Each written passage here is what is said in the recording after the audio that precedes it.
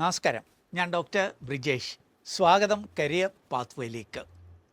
Parallel education, അതായത് റെഗുലറായിട്ട് നമ്മൾ ഒരു കോളേജിൽ പോയി പഠിക്കുന്നത് അല്ലാതെയുള്ള പഠന അവസരങ്ങൾ, പ്രത്യേകിച്ച് ഡിസ്റ്റൻ്റ് എഡ്യൂക്കേഷൻ, വിദൂര വിദ്യാഭ്യാസം, അല്ലെങ്കിൽ ഓൺലൈനിലൂടെയുള്ള പഠനം, അതല്ലെങ്കിൽ 6 മാസ കോഴ്സ്, ക്രെഡിറ്റ് ട്രാൻസ്ഫർ, ഇങ്ങനെയുള്ള പാരലായിട്ടുള്ള വിദ്യാഭ്യാസ അവസരങ്ങൾ, അതിനെക്കുറിച്ചാണ് നമ്മൾ ഈ വീഡിയോയിൽ മനസ്സിലാക്കുന്നത്.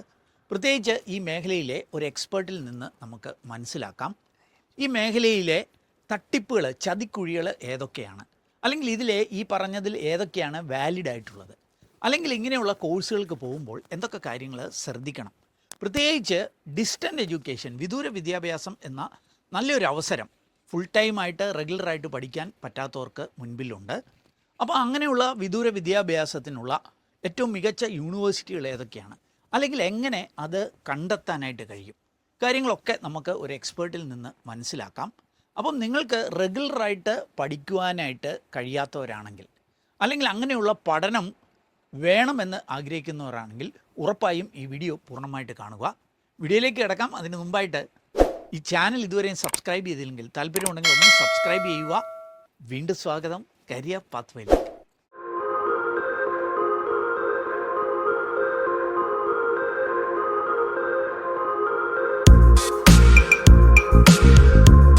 അപ്പോൾ ഈ വിദൂര വിദ്യാഭ്യാസം, ഡിസ്റ്റൻസ് എഡ്യൂക്കേഷൻ, അല്ലെങ്കിൽ ഓൺലൈൻ എഡ്യൂക്കേഷൻ, ക്രെഡിറ്റ് ട്രാൻസ്ഫർ, 6 മാസ ഡിഗ്രി, ഇങ്ങനെ ഇതുമൊക്കെയായി ബന്ധപ്പെട്ട, അതായത് ഈ ഒരു പാരലൽ എഡ്യൂക്കേഷൻ, അതുമായി ബന്ധപ്പെട്ട കാര്യങ്ങൾ നമ്മളുമായിട്ട് ഷെയർ ചെയ്യുവാനായിട്ട് ഒരു എക്സ്പേർട്ട് നമ്മളോടൊപ്പം ജോയിൻ ചെയ്യുന്നുണ്ട്.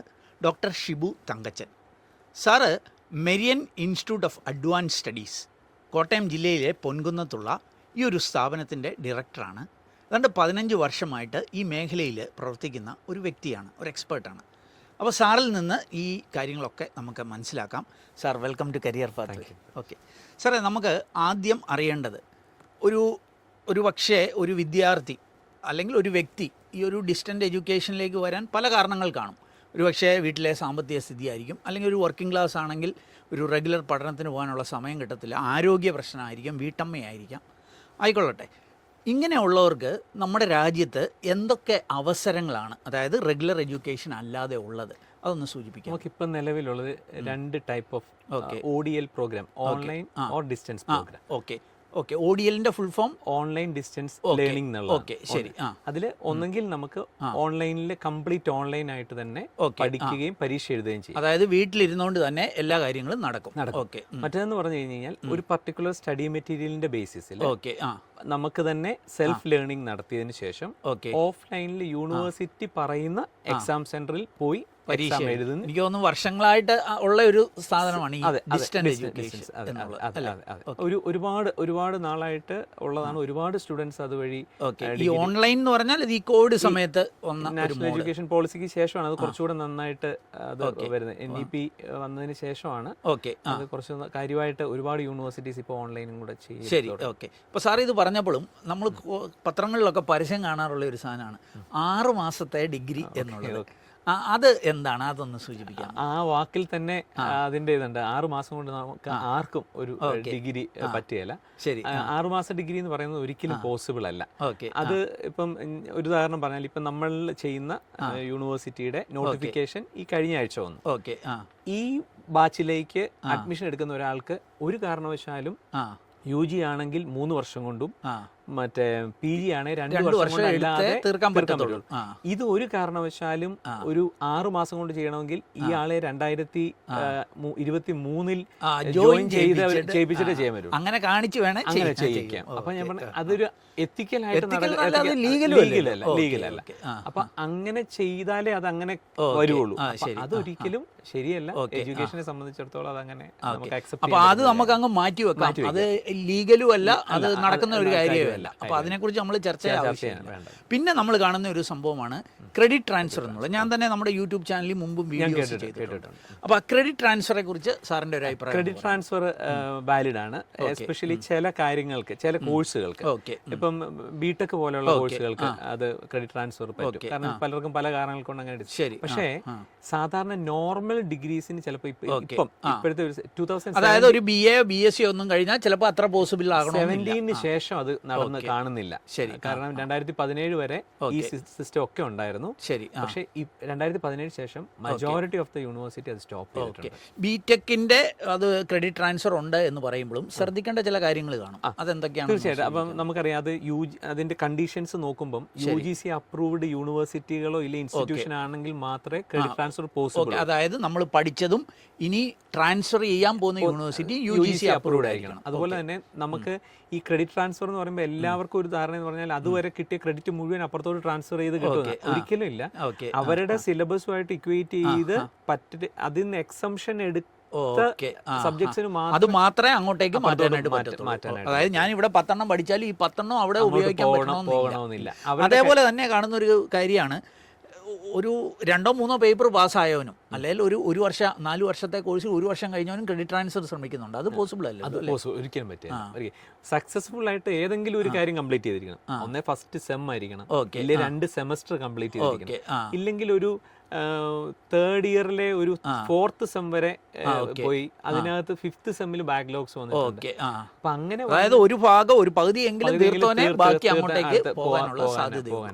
അതേപോലെ തന്നെ ആ യൂണിവേഴ്സിറ്റി UGC അപ്രൂവ്ഡ് ആയിരിക്കണം എന്നുള്ളതുകൊണ്ട് എല്ലാ യൂണിവേഴ്സിറ്റികളും അലവ് ചെയ്യുന്നുമില്ലല്ലോ. ഇല്ല. അപ്പൊ UGC അപ്രൂവ്ഡ് യൂണിവേഴ്സിറ്റിന്ന് ക്രെഡിറ്റ് ട്രാൻസ്ഫർ വഴി കിട്ടിയ ഒരു നോർമൽ ഡിഗ്രി ആണെന്ന് പറഞ്ഞതുകൊണ്ട് ഒരിക്കലും ഇപ്പൊ നമ്മുടെ യൂണിവേഴ്സിറ്റിയിൽ അത് അക്സെപ്റ്റ് ചെയ്യില്ല.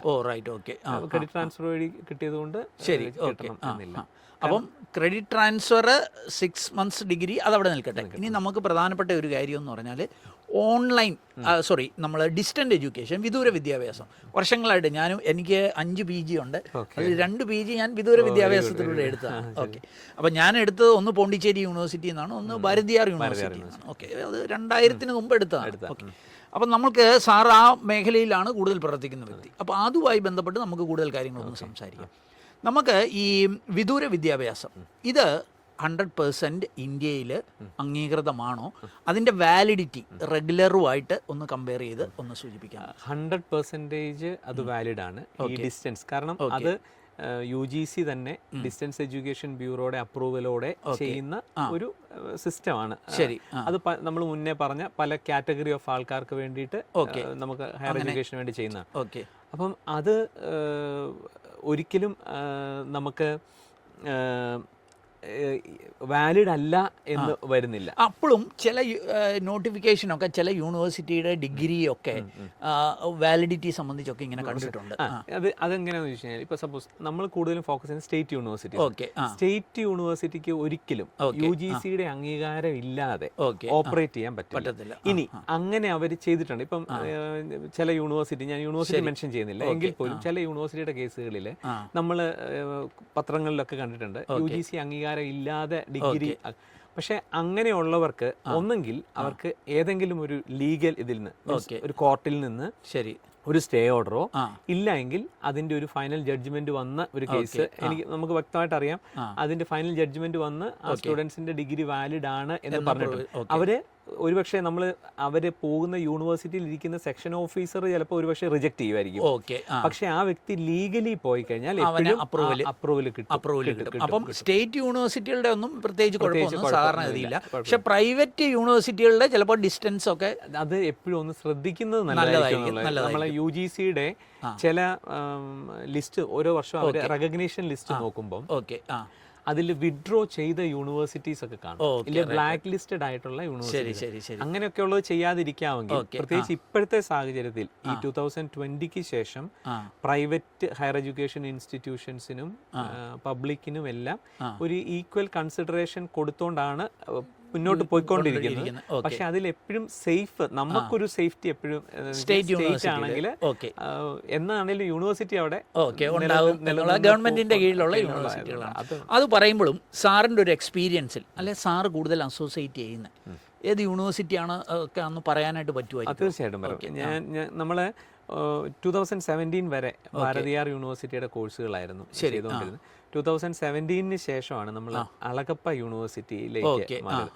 അളഗപ്പ യൂണിവേഴ്സിറ്റിയിൽ മാറാനുള്ള കാരണം അതിന്റെ process and procedure Tamil Nadu state government category 1 university, അതായത് സൗത്ത് ഇന്ത്യയിലെ 5 സ്റ്റേറ്റ് യൂണിവേഴ്സിറ്റീസിന് കാറ്റഗറി 1 സ്റ്റാറ്റസ് ഉള്ളൂ. Okay, അതായത് ഓട്ടോണോമസ് സ്റ്റാറ്റസ് ഉള്ള ശരി. 5 യൂണിവേഴ്സിറ്റി. അത് നാക്കിന്റെ അക്രഡിറ്റേഷനിൽ കിട്ടുന്ന ഒരു കൺസിഡറേഷൻ. ശരി. അങ്ങനെയുള്ള ഒരു യൂണിവേഴ്സിറ്റിയാണ് അളഗപ്പ യൂണിവേഴ്സിറ്റി. 5 വർഷമായിട്ട് നമ്മൾ ചെയ്യുന്ന അളഗപ്പ യൂണിവേഴ്സിറ്റിക്ക് എന്താണ് ഒരു അഡ്വാൻറ്റേജ്? തീർച്ചയായിട്ടും അത് ഞാൻ ഒരു സ്റ്റുഡൻറ്റിൻ്റെ പെർസ്പെക്റ്റീവിലാണ് അഡ്വാൻറ്റേജ് പറയാം. അതായത് ഒന്ന്, എക്സാംസ് കറക്റ്റ് ഡേറ്റ് ഉള്ള ഒരു യൂണിവേഴ്സിറ്റി. അതായത് ഡിസംബർ 26 മെയ് 9 വരെ എക്സാം കമൻസ്മെന്റ് ഡേറ്റ് ആണ്. അപ്പൊ അത്രയും നമുക്ക് വരുമ്പോൾ ഉള്ള അഡ്വാൻറ്റേജ് സ്റ്റുഡൻസിന് നേരത്തെ പ്ലാൻ ചെയ്യാൻ. നമ്മുടെ കേരളത്തിലെ യൂണിവേഴ്സിറ്റിയുടെ പോലും നമുക്ക് പ്ലാൻ ചെയ്യാൻ പറ്റത്തില്ല. പിന്നെ എന്താ വെച്ചാൽ എക്സാമിനേഷൻസ് എല്ലാം കണ്ടിന്യൂസ് എക്സാം. ഇപ്പൊ മൺഡേ ഒരു എക്സാം സ്റ്റാർട്ട് ചെയ്ത് കഴിഞ്ഞാൽ അടുത്ത ഫ്രൈഡേ വരെ. അപ്പൊ അതായത് ഒരു ജോലി ചെയ്യുന്ന ഒരാൾക്കാണെങ്കിൽ മുൻകൂട്ടി പ്ലാൻ ചെയ്യാം. ഒരാഴ്ച ലീവ് എടുത്തു കഴിഞ്ഞാൽ ഒറ്റയടിക്ക് കാര്യം ചെയ്യും. പിന്നെ എന്നാന്ന് ചോദിച്ചു കഴിഞ്ഞാൽ എക്സാംസ് നടന്നു കഴിഞ്ഞ് കഴിഞ്ഞാൽ 2 മാസത്തിന് ശേഷം റിസൾട്ട് പബ്ലിഷ് ചെയ്യും. ശരി. അത് കഴിഞ്ഞ് കഴിഞ്ഞാൽ ഒരു 1.5 മന്ത്സിനുള്ളിൽ ഇവരുടെ മാർക്ക് ഷീറ്റ് ഇവരുടെ വീടുകളിലെത്തും. അതുപോലെ ഞാൻ കണ്ടിരിക്കുന്ന ഏറ്റവും നല്ലൊരു അഡ്വാൻറ്റേജ്, ഇപ്പം നമ്മളുടെ ഇവിടുത്തെ യൂണിവേഴ്സിറ്റികളിലൊക്കെ നമ്മളൊക്കെ ഫേസ് ചെയ്ത ഒരു ത്രെട്ട് എന്ന് പറഞ്ഞു കഴിഞ്ഞാൽ ഈ പ്രൊവിഷണൽ സർട്ടിഫിക്കറ്റ് തന്നെ വരെ നമ്മൾ യൂണിവേഴ്സിറ്റിയിൽ 4-5 പ്രാവശ്യം പോയാൽ പോലും കിട്ടാത്തില്ല. അതേസമയം അളഗപ്പയില് ഫൈനൽ ഇയർ ഡിഗ്രി സർട്ടിഫിക്കറ്റ് വരെ അപ്ലൈ ചെയ്യാതെ തന്നെ ഈ ആൾക്ക് പഠിച്ചു ജയിച്ചു എന്നുണ്ടെങ്കിൽ അവന് ഡിഗ്രി സർട്ടിഫിക്കറ്റ് കൊടുക്കും. സത്യം പറഞ്ഞാൽ അതിന്റെ ആവശ്യമുള്ളൂ. നമ്മുടെ കേരളത്തിൽ ഇപ്പൊ MG യൂണിവേഴ്സിറ്റി എത്ര പ്രാവശ്യം പറഞ്ഞാലും അപ്ലൈ ചെയ്യേണ്ട കാര്യമില്ല. സെർച്ചിങ് ഫീസ് ഇതെല്ലാം നമ്മൾ വാങ്ങിച്ചു. അപ്പൊ അങ്ങനത്തെ ഒരു ബുദ്ധിമുട്ടും ഇല്ല. പിന്നെ കാൻഡിഡേറ്റ്സിനെ സംബന്ധിച്ചിടത്തോളം അവര് നന്നായിട്ട് എഴുതിയാൽ നന്നായിട്ട് മാർക്ക് സ്കോർ. സാധാരണ നമ്മൾ ചിലപ്പോൾ പറഞ്ഞു കേട്ടിട്ടുണ്ട്, ചില യൂണിവേഴ്സിറ്റി ഡിസ്റ്റൻസ് എഡ്യൂക്കേഷനിൽ എത്ര എഴുതിയാലും 70-ന് മേളിൽ മാർക്ക് കിട്ടുകയില്ല. ഞാൻ നമ്മുടെ കഴിഞ്ഞ പ്രാവശ്യത്തെ സ്റ്റുഡൻസിന്റെ റിസൾട്ട് ഒക്കെ അനലൈസ് ചെയ്തപ്പോൾ പ്രത്യേകിച്ച് ഗേൾസിനാണ് ഞാനത് കണ്ടിരിക്കുന്നത്. 96 വരെ മാർക്ക് കിട്ടിയ സ്റ്റുഡൻസ്. അപ്പൊ അതിന് എന്നാൽ ബോയ്സിന്റെ കേസ് വരുമ്പോഴത്തേക്ക് ഒരു 75, 60, 55 ആ റേഞ്ച് ഒക്കെ വരുന്നു. പക്ഷെ ഗേൾസ് എഴുതുന്നവർക്ക് നന്നായിട്ട് മാർക്ക് കിട്ടുന്നു. പിന്നെ നമ്മളുടെ എന്ന് പറഞ്ഞാൽ ഇന്റേണൽ അസസ്മെന്റിന് അസൈൻമെന്റ് സബ്മിഷൻ ആണ്. അപ്പൊ അത് നന്നായിട്ട് ചെയ്ത് കഴിഞ്ഞാൽ യൂണിവേഴ്സിറ്റി അത് നന്നായിട്ട് ചെയ്യും. പിന്നെ നമുക്ക് മാനേജ്മെന്റ് സബ്ജക്ട്സ് ഒക്കെ ആണെങ്കിൽ MBA പോലെ 17ഓളം ഡിഫറെന്റ് എലക്ടീവ് പേപ്പേഴ്സിന് ഓപ്ഷൻ. അത് ഭയങ്കര ഒരു അഡ്വാൻറ്റേജ് ആണ്. ഇപ്പം ടീച്ചേഴ്സിനൊക്കെയാണ് എഡ്യൂക്കേഷൻ മാനേജ്മെന്റ് അതിൽ തന്നെ MBA എടുക്കാം. അങ്ങനെ അഡ്വാൻറ്റേജ് ഉണ്ട്.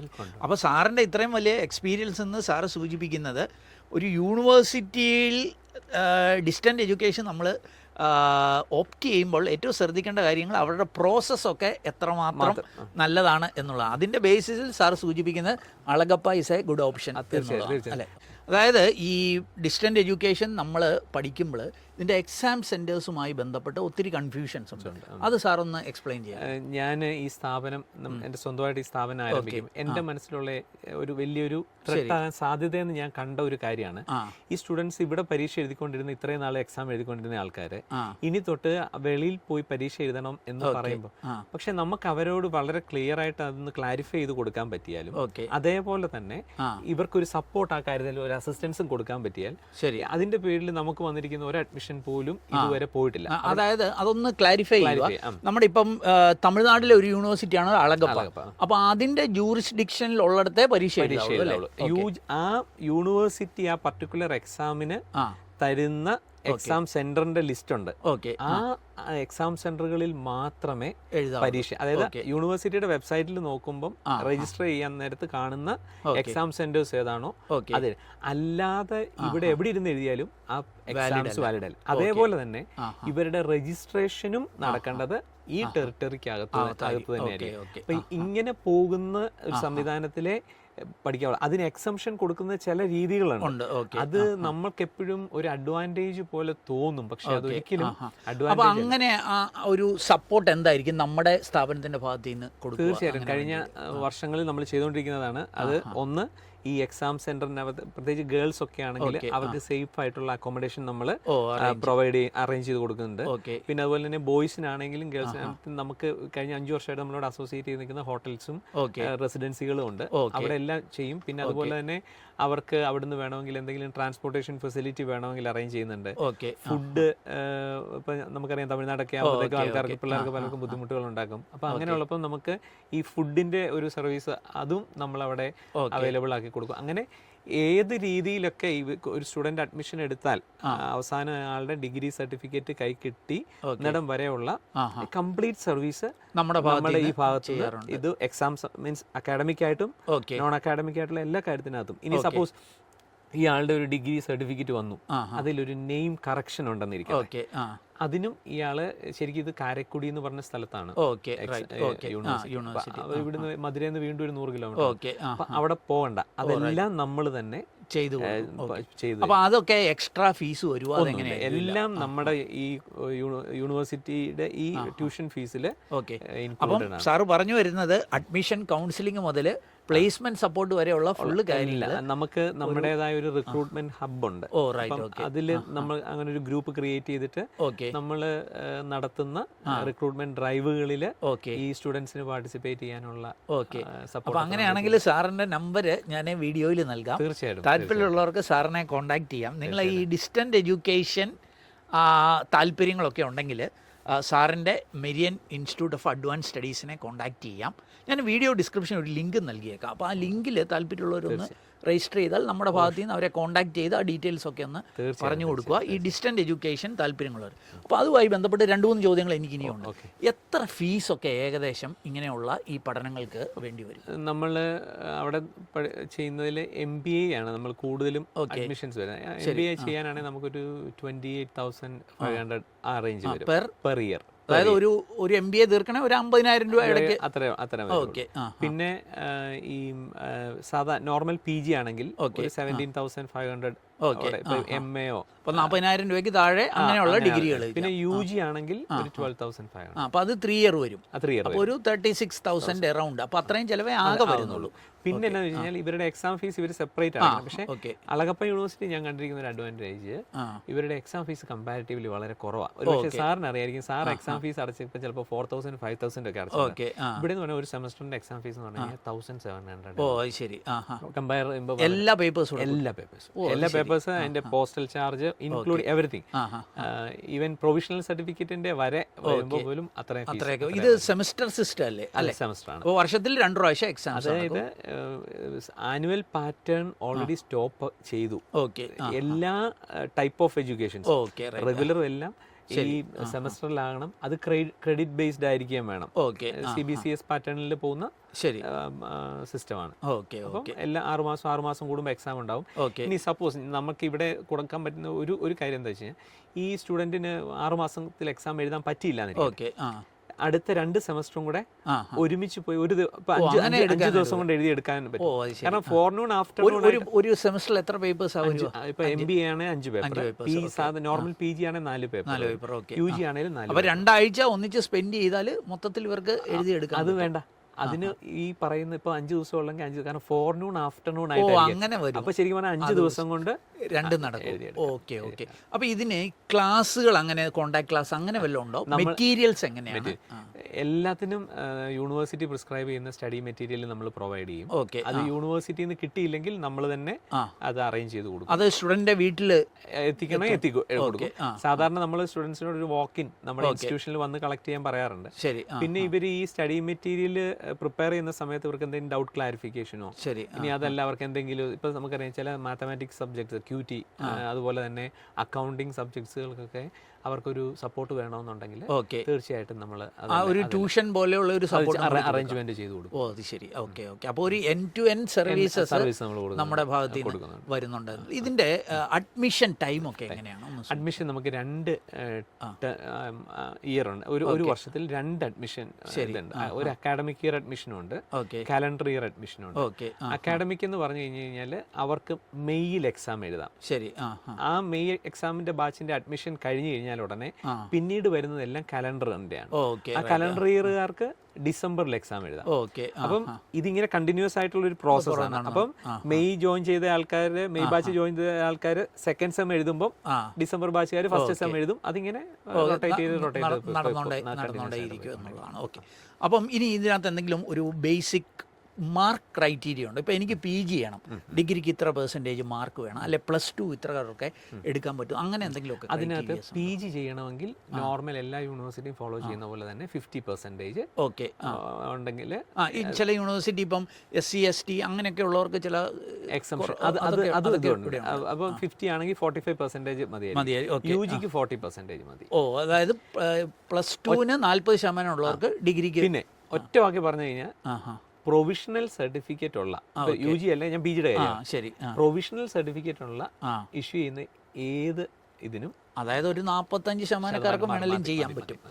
ഓക്കെ. പിന്നെ ഏതൊക്കെ, ഇപ്പം സാറ് പറഞ്ഞു MBAക്കൊക്കെയാണ് കൂടുതൽ ഡിഗ്രി എന്ന് പറഞ്ഞു, എല്ലാ മേഖലയും ഇപ്പോൾ സയൻസിനൊന്നും എനിക്ക് മനസ്സിലാക്കുന്ന ഡിസ്റ്റന്റ് എഡ്യൂക്കേഷൻ ഇല്ലെന്നുള്ളത് അല്ലേ? ഉണ്ട്. അങ്ങനെയാണെങ്കിൽ ഏതൊക്കെ മേഖലകളിൽ നമുക്ക് മാനേജ്മെന്റ് സബ്ജക്ട്സ് MBA MCOM അതുപോലെ തന്നെ BBA BCom എടുക്കാം. ഓക്കെ. പിന്നെ MSc എടുക്കുവാണെങ്കിൽ MSc physics chemistry zoology botany, okay, ഈ 4 കോഴ്സും ചെയ്യാം. പക്ഷെ അതിന് ഒറ്റ കണ്ടീഷൻ ഉണ്ട്, അതിന്റെ പ്രാക്ടിക്കലും അതിന്റെ സെഷൻസും യൂണിവേഴ്സിറ്റിയുടെ ക്യാമ്പസിൽ തന്നെ പോയി 14 ദിവസം സ്പെൻഡ് ചെയ്യാൻ പറ്റുന്നവർ. അപ്പോൾ MSc ഫിസിക്സ് എടുക്കുന്ന ഒരാൾക്ക് ടോട്ടൽ 14 ദിവസമാണോ? അല്ലല്ല, ഒരു സെമസ്റ്റർ 14 ദിവസം ആ ആള് സ്പെൻഡ് ചെയ്യാൻ തയ്യാറാകണം. ആണെങ്കിൽ അങ്ങനത്തെ സ്റ്റുഡൻസ് ചെയ്യുന്നുണ്ട് കേട്ടോ. അപ്പൊ അവർക്ക് ഈ പറയുന്ന പോലെ അവിടുത്തെ അക്കോമഡേഷൻ, അവരുടെ ട്രാൻസ്പോർട്ടേഷനും ഒക്കെ ഉള്ള എല്ലാ സപ്പോർട്ടും നമ്മൾ കൊടുക്കുന്നുണ്ട്. ശരി, ഓക്കെ. പിന്നെ ഉള്ളതെന്ന് പറഞ്ഞാൽ MSW ചെയ്യാം, MCA ചെയ്യാം, അതുപോലെ തന്നെ BA ചെയ്യാം, പിന്നെ MA ഇംഗ്ലീഷ്, ഹിസ്റ്ററി, എക്കണോമിക്സ്, അങ്ങനെയുള്ള ഡിഗ്രിയും സയൻസ് എല്ലാം ചെയ്യാം. പിന്നെ ഉള്ളത് നമുക്ക് ഡിപ്ലോമ കോഴ്സുകളാണ്. ഡിപ്ലോമയിൽ നമുക്ക് 4 സ്പെഷ്യലൈസേഷൻസ് ഉണ്ട്. AI ചെയ്യാം, 3 ഇയർ ഡിപ്ലോമയാണ്. അല്ലല്ല, 1 ഇയർ ഡിപ്ലോമ. പിന്നെ അതുപോലെ തന്നെ സർട്ടിഫിക്കറ്റ് പ്രോഗ്രാം ഉണ്ട്, 6 മന്ത്സ് സർട്ടിഫിക്കറ്റ് പ്രോഗ്രാംസ്. അത് ഓഫീസ് ഓട്ടോമേഷൻ, കമ്പ്യൂട്ടർ ആപ്ലിക്കേഷൻ, അങ്ങനെയുള്ള സർട്ടിഫിക്കറ്റ് പ്രോഗ്രാംസും.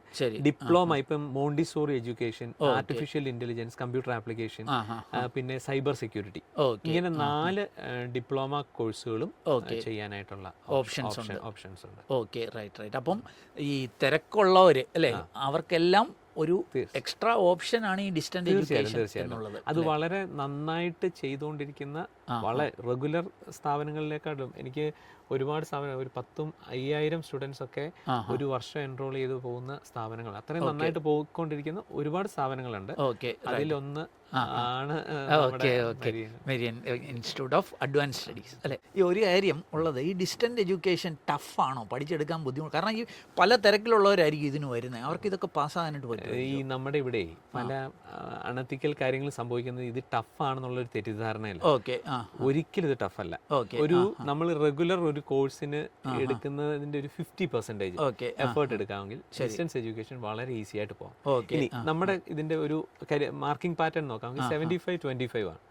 25 ഇന്റേണലിന് അസൈൻമെന്റ് സബ്മിഷൻ മതി. പോയിട്ട് 75-ൽ 30 മാർക്ക് എഴുതിയെടുത്താൽ മതി. അതിന്റെയും ക്വസ്റ്റ്യൻ പേപ്പർ, അതായത് പരീക്ഷ 75 മാർക്കിന്റെയാണ്, അതിൽ 30 മാർക്ക് അടുത്ത് മതി. 28 മാർക്ക് ഉണ്ടെങ്കിൽ ഈ ആൾക്ക് കോഴ്സ് കംപ്ലീറ്റ് ചെയ്യാം. വളരെ പിന്നെ അതിനും വേറൊരു അഡ്വാൻറ്റേജ് സാറേ, ഔട്ട് ഓഫ് സിലബസോ ഇല്ല ഔട്ട് ഓഫ് ദ സ്റ്റഡി മെറ്റീരിയലോ കോഴ്സ് ഒന്നും ചോദ്യമില്ല. എല്ലാം ഈ കണ്ടന്റ്, ഈ മെറ്റീരിയൽ നോക്കിയിട്ട് പോയാൽ മതി. പിന്നെ നമുക്കറിയാം ഒരു ഡീറ്റെയിൽഡ് വാല്യുവേഷൻ ആയിരിക്കില്ല, ഒരു ക്രൈറ്റീരിയ ബേസ്ഡ് വാല്യുവേഷൻ ആയിരിക്കും. അപ്പൊ അങ്ങനെ വരുമ്പോൾ അവിടെ നമുക്ക് ചെയ്യാൻ പറ്റുന്ന പോയിന്റ്സ് എഴുതി എലാബറേറ്റ് ചെയ്ത് കണ്ടന്റ് എഴുതുക എന്നുള്ളത്, അങ്ങനെ ഒരുപാട് അഡ്വാൻറ്റേജ് അതിനുണ്ട്. അതുകൊണ്ട് ഇപ്പം പാസ് പെർസെന്റേജ് പറയാമെങ്കിൽ നമ്മുടെ അവിടെ 100 സ്റ്റുഡൻസ് എഴുതുന്നുണ്ടെങ്കിൽ അതിൽ 99 പേരും ജയിക്കുന്നുണ്ട്. അതുകൊണ്ട് വലിയ നമ്മൾ അതിനു വേണ്ടിയിട്ട് നമ്മൾ വേറെ മാർഗങ്ങൾ തപ്പി പോകേണ്ട കാര്യമില്ല. അതായത് അൺഎത്തിക്കലായിട്ടുള്ള, നമ്മൾ മുമ്പേ പറഞ്ഞ പോലെ 6 മാസത്തേനൊന്നും ചിന്തിക്കുക, 3 വർഷം സ്പെൻഡ് ചെയ്യുക, PG ആണെ 2 വർഷം സ്പെൻഡ് ചെയ്യുക, അതിന് വാല്യൂ ഉണ്ട്. അതിന് വാല്യൂ ഉണ്ട്. അത് മനസമാധാനത്തോടെ. ഓക്കെ. അപ്പോൾ അവസാനമായിട്ട് ഈ ഒരു ഇങ്ങനെ പോകുന്നവർക്ക് അല്ലെങ്കിൽ ഡിസ്റ്റന്റ് എഡ്യൂക്കേഷൻ താല്പര്യപ്പെടുന്ന സാറിന്റെ ഭാഗത്ത് നിന്ന് എന്തെങ്കിലും ഒരു അഡ്വൈസ്? ഇത്രേ ഉള്ളൂ, പല സാഹചര്യങ്ങൾ കൊണ്ട് നമുക്ക് നമ്മുടെ റെഗുലർ കോഴ്സ് ചെയ്യാൻ പറ്റാതെ പോയ ഒരാളാണെങ്കിൽ നിങ്ങൾക്കുള്ള ഏറ്റവും നല്ല ഓപ്ഷൻ ഡിസ്റ്റൻസ് എഡ്യൂക്കേഷൻ. ശരി. അത് സെലക്ട് ചെയ്യാൻ എടുക്കുന്ന യൂണിവേഴ്സിറ്റികളും ഇൻസ്റ്റിറ്റ്യൂഷനും ജെനുവിൻ ആയിട്ട് ഈ ഒരു ഫീൽഡിൽ വർഷങ്ങളായിട്ടുള്ളവരാണെങ്കിൽ അതായിരിക്കും എപ്പോഴും സേഫ്. പിന്നെ ഒന്നിനെയും നമ്മൾ ബൈറൂട്ട് ചെയ്ത് പോകുന്ന സാഹചര്യത്തിലേക്ക് പോകാതെ സ്ട്രേറ്റ് ഫോർവേഡ് ആയിട്ടുള്ള കാര്യങ്ങൾ ഇത് നടക്കുക, ചില സമയം എടുക്കുമെന്നുള്ളത് നന്നായിട്ട് ചെയ്യുന്നതായിരിക്കും ഏറ്റവും നല്ലത്. അത് ഈ ഒരു ഫീൽഡിന് കൂടുതൽ വാലിഡിറ്റി, മറ്റേതെന്ന് പറഞ്ഞു കഴിഞ്ഞാൽ അതിന്റെ ക്രെഡിബിലിറ്റി നഷ്ടപ്പെടുത്തി കളയും. അതുണ്ടാകാതിരിക്കണം എന്നുള്ളതാണ് നമ്മുടെ ഒരു ആഗ്രഹം. അതിന് അപ്പോൾ സാർ സൂചിപ്പിച്ചത് ഈ ഡിസ്റ്റന്റ് എഡ്യൂക്കേഷൻ, വിദൂര വിദ്യാഭ്യാസവുമായി ബന്ധപ്പെട്ട് അറിയേണ്ട ചില കാര്യങ്ങളാണ്. ഓർക്കുക, സാറ് പറഞ്ഞതെന്ന് ഒരു കാര്യം എനിക്ക് മനസ്സിലായി. നിങ്ങൾക്ക് ഇത് താല്പര്യമുണ്ടെങ്കിൽ നിങ്ങൾക്ക് ഡെഫിനറ്റ്ലി സാറിനെ കോണ്ടാക്റ്റ് ചെയ്യാം. സാറ് സൂചിപ്പിച്ചു നിങ്ങൾ യൂണിവേഴ്സിറ്റിയിൽ നിന്ന് പഠിക്കുന്ന അതേ ഫീസിൽ തന്നെ സാറിൻ്റെ ഭാഗത്തു നിന്നല്ലേ മെരിയൻ ഇൻസ്റ്റിറ്റ്യൂട്ടിൽ നിന്നുള്ള എക്സ്ട്രാ സർവീസസ് നിങ്ങൾക്ക് ലഭ്യമാവും. അല്ലെങ്കിൽ അഡീഷണൽ വേറെ എക്സ്പെൻസ് ഒന്നും വരാതെ തന്നെ ഈ എക്സ്ട്രാ സർവീസും ലഭ്യമാവും. അപ്പോൾ ഡെഫിനറ്റ്ലി ഇതേപോലെയുള്ള എക്സ്പീരിയൻസ്ഡ് ആയിട്ടുള്ള ആളുകളുടെ സർവീസസും കൂടെ എടുത്തുകൊണ്ട് നിങ്ങൾ പഠിക്കാനായിട്ട് ശ്രമിക്കുക. കരിയർ ഗൈഡൻസ് ഈ മേഖലയിൽ എന്തെങ്കിലും സംശയങ്ങളൊക്കെ വേണമെങ്കിൽ പലപ്പോഴും ഞാൻ സാറിനെയാണ് കോൺടാക്റ്റ് ചെയ്യുന്നത്. നിങ്ങൾക്കും സാറിനെ കോൺടാക്റ്റ് ചെയ്യാം. സാറിൻ്റെ ഇൻസ്റ്റിറ്റ്യൂട്ടിൻ്റെ ഒക്കെ നമ്പറും കാര്യങ്ങളും ഒക്കെ ഞാൻ വീഡിയോയിൽ കൊടുത്തേക്കാം. അപ്പം നിങ്ങൾ ഉപയോഗപ്പെടുത്തുക. നിങ്ങളുടെ കൂട്ടുകാർക്ക് ഇത് ഉപകാരപ്രദമാണെങ്കിൽ അവർക്ക് ഷെയർ ചെയ്ത് നൽകാൻ മറക്കല്ല്. ഏതായാലും ഇത്രയും സമയം നമ്മുടെ ചാനലിനോടൊപ്പം അത്യാവശ്യ ഇൻഫർമേഷൻ തന്ന സാറിന് പ്രത്യേക നന്ദി. ഈ വീഡിയോ നിങ്ങൾ പൂർണ്ണമായിട്ട് കണ്ടതിൽ നിങ്ങൾക്കും നന്ദി. വീഡിയോ ഇഷ്ടപ്പെട്ടാൽ ഒന്ന് ലൈക്ക് ചെയ്യുക, കൂട്ടുകാർക്ക് ഷെയർ ചെയ്യുക. ചാനൽ ഇതുവരെയും സബ്സ്ക്രൈബ് ചെയ്തെങ്കിൽ ഒന്ന് സബ്സ്ക്രൈബ് ചെയ്യുക. ഇതേപോലെയുള്ള കരിയർ അറിവുകൾ, തൊഴിലവസരങ്ങളൊക്കെ നമ്മുടെ ചാനലിൽ ലഭ്യമാകും. ഏറ്റവും ശുഭകരമായ ഒരു കരിയർ നേർന്നുകൊണ്ട് നിർത്തട്ടെ. നന്ദി, നമസ്കാരം.